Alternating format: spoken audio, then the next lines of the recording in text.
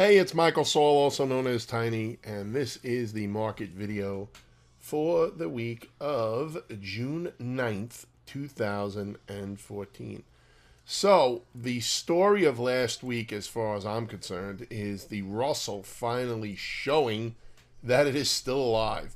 The Russell's been lagging the overall market now for a couple of weeks, and finally, this past week, it got above the 200-day moving average back here towards the end of May. Then it consolidated here with the 50-day moving average, and then it finally busted out to the upside the end of this past week. So real nice move here, really nice expansion candle on Thursday, and then Friday, I mean, it just kept going. It was up about half, or I don't know, less than half, but whatever. It was up 2.17% on Thursday. So I mean, it's up whatever this is, 60% of what it was. It doesn't matter. It was up less, but it was still a pretty decent day. Now the small caps getting in line with the broad market here. Clean up my chart for a second. With the broad market here, you see the S&P 500 and the Dow and the Qs, okay, the NASDAQ, and even the mid caps now. That's all a good thing. Far from new highs, but, you know, we're headed there here. So we're headed there here, okay. No, it looks like we're starting to head there here, okay. Better English. Let's pull, it's amazing that English is my first language. Let's pull a Fibonacci grid. And you see about 117.80. This isn't a perfect retracement. I really don't care about perfect numbers. I just want to look at zones to lean against. But you can see up here about 117.80 looks like the next resistance to watch for on the Russell. Are we short-term overbought? Absolutely. I mean, a move like this, when it comes from a choppy action like this, can get overbought quickly, but that is not necessarily a short signal. It is a sign that perhaps a pause is due or consolidation is due. So we should watch for that and look to get on board once that pause resumes in the direction of the momentum here.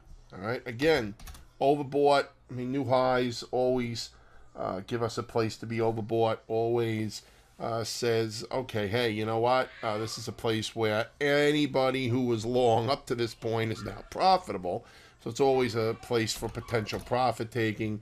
Diamonds, the same deal. Now the Qs are just whatever it is, 15-year, 14-year highs here. They're not at all-time highs, but the point is, I mean, I doubt anybody's still holding from 15 years ago. But even if they are, there's a chance that they could get break even here. But you know, the point is the same, right? If they decided to buy up here and they had to take the drawdown, okay, now it's popular. I mean, I still think we have higher prices to be seen. I just think that it is a more disciplined approach to wait for a pause or a pullback to get on board rather than just chasing the momentum. All right, let's look at a couple of stocks. Facebook has decided that it does not want to participate in the move currently, but that's okay because when we get consolidations like that, this gets my ears perked up because, well, my eyes perked up actually, I'm not listening. It gets my eyes perked up because this is the kind of setup that we can get a move from one way or the other. If indeed we pull back and Facebook decides to break this, then we have a potential short side opportunity to either the 50-day or back to this middle line here, which is basically the middle of this coil. But if we continue to go up and we could break out and get above 65, you know, Facebook has a potential chance to run for its highs. Twitter.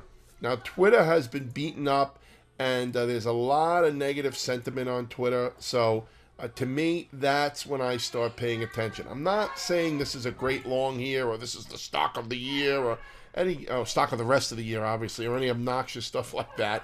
But it always helps to pay attention when you get a lot of people, and that's what I'm reading, saying that, you know, Twitter is a huge bust and it's never going to go up again and it's just going to fall. Just keep your eyes on this. Watch for potential break above, what is this high here? Probably better 36.10 or whatever it is, or the 35, low 35s if you want to cheat. I mean, there's a gap right here at 38.05. And then there is another swing high up here, up at 47. All areas to potentially watch if Twitter can get off its butt and try to get a bounce. I'm not saying it's gonna. It's just that when the sentiment gets so bad and the market is continuing to rise, I like to look for laggards just in case. The most favorable way that I like to look for stock candidates is to look for the stocks that are outperforming the move. Okay, either showing good relative strength when the market's going down, showing great relative strength when the market's going up, or even showing the worst relative strength when the market's going down, if that makes sense. So I'm either looking for leaders on the downside, leaders on the long side, or in a correction, I'm looking for stocks that are holding up. But this is another way, and it's just way of trading laggards, which is you look for the stocks that are not participating in the move. It helps when people are slamming them. Now, of course, if there was, a real, okay, so unless there is I don't even want to use the word legitimate because, who knows, one's legitimate reason is another person's excuse. But unless there's really horrible, terrible news, rather than just, hey, we overestimated how much this thing is worth or whatever it is. I just like to pay attention to these, okay? So like I said, Twitter is definitely one to watch. We might as well keep looking at the social media stuff.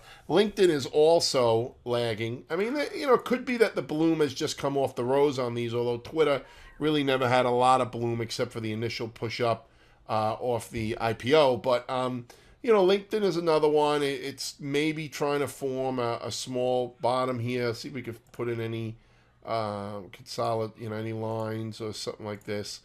You got something here, but really got to get through the 50-day moving average. So I'd like to start adding some stock analysis to my videos. If this is something that you'd like to see, just hit me up with an email at tiny@stockmarkettrendsx.com. And I'll be sure to start including them. We have some announcements coming up in the next few weeks. We are about to launch our premium newsletter service as well as an educational portal and a forum. So stay tuned for that. We're going to be doing a webinar on that, and you'll get to hear my partner, Paul Schatz, talk all about it and what he's going to do. It won't be under the Stock Market Trends X name, but if you sign up for that email list, which you'll have the opportunity if you go to the website, we'll be getting in contact with you through there to attend the webinar. We'll have a lot of nice information that will help you in your trading. All right. Any other questions? You can always drop me an email. Look forward to, in my opinion, a further continued move here. Like I said, after a pause, we are overboard here. So for the nimble, maybe there is a short selling opportunity. But to me, I'm going to be watching to see where this stabilizes and look for a buying pivot. All right. Have a great trading week. Sign up for the daily email if you want to hear from me every day. I will talk to you next week.